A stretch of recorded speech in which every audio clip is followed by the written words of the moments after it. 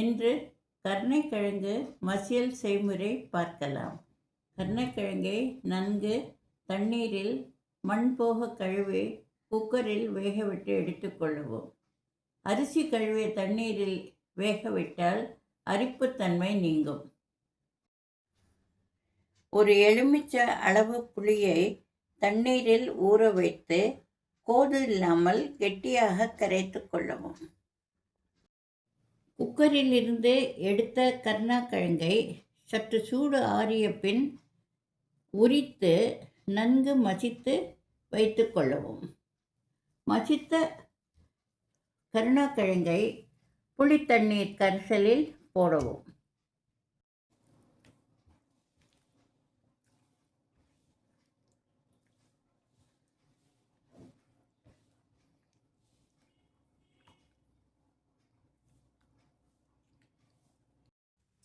அடுப்பை பற்ற வைத்து ஒரு இல்பச்சட்டி போடவும்.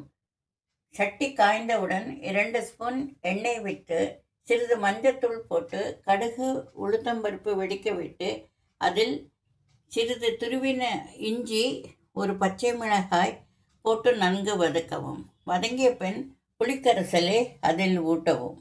தேவையான அளவு உப்பு சேர்க்கவும்.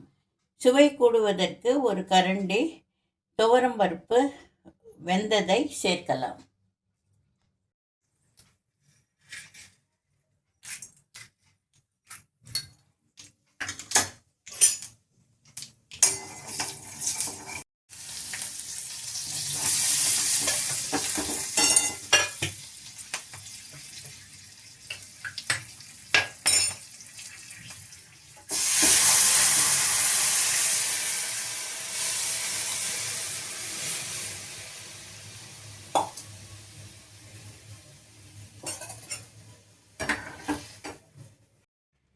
கலவை நன்கு கொதித்து பச்சை வாசனை போனவுடன் துவரம் பருப்பு வேக வைத்ததையும் கொத்தமல்லியையும் சேர்த்து இறக்கவும்.